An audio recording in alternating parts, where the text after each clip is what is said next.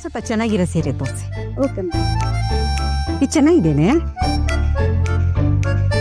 ತಗೊಳ್ಳಿ ಅಮ್ಮ. ತುಂಬಾ ಚೆನ್ನಾಗಿದೆ. ಇದು ಚೆನ್ನಾಗಿ ಕಾಣ್ತಿದ್ದೆ ಕಣೆ ಈ ಕಲರ್.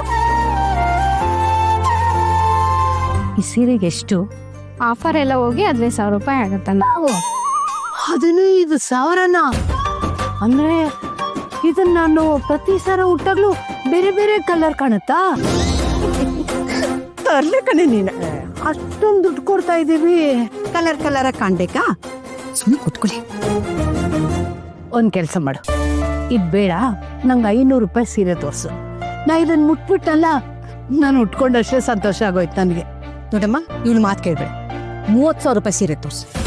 ಏ ಹಾಲ್ಕೋವ, ಸುಮ್ಮನೆ ಯಾಕೆ ಎಲ್ಲ ತೆಗೆಸ್ತಾ ಇದೀಯಾ?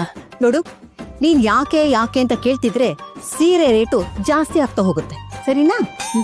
ನಾನು ಹೇಳೋದು ಅರ್ಥನೇ ಆಗ್ತಿಲ್ವಲ್ಲೇ ಹಾಲ್ಕೋವ.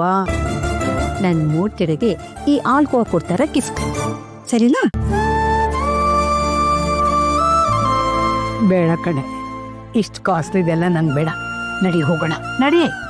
ನೋಡು, ನೀನೀಗ ಕೂತ್ಕೊಳ್ಳಿಲ್ಲ ಅಂದ್ರೆ 30,000 ಹೋಗಿ 50,000 ಆಗುತ್ತೆ, ಓಕೆನಾ? ಹೇಳಿ ನೀನು, ನಾನು ಹೇಳಿದ್ದೇನು ನಿಂಗೆ ಅರ್ಥನೇ ಆಗಲ್ಲ ಅನ್ನೋ ಥರ ಆಡ್ತಿದ್ಯಲ್ಲ. ಸರಿ, ಆ 30,000 ತೋರ್ಸಪ್ಪ. ಹಂಗ್ ದಾರಿಗೆ ದುಡ್ಡು ಹೆಚ್ಚಾಗಿದೆ ನನಗೆ, ಸುಮ್ಮನೆ ಯಾಕೆ ಖರ್ಚು ಮಾಡ್ತೀಯಾ? ನಾನು ಸುಮ್ಮನೆ ಖರ್ಚು ಮಾಡ್ತಿಲ್ಲ ಕಣೆ.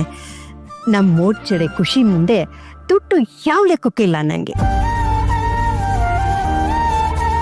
ನನ್ನನ್ನು ನೀವು ಫ್ರೆಂಡ್ ಮಾಡ್ಕೊಳ್ತೀರಾ? ಹಾ, ಈ 30,000 ರೂಪಾಯಿ ಸೀರೆನ 500 ರೂಪಾಯಿ ಕೊಟ್ಬಿಟ್ರೆ ಇವತ್ತಿಂದ ನೀವು ನನ್ನ ಬೆಸ್ಟ್ ಫ್ರೆಂಡ್.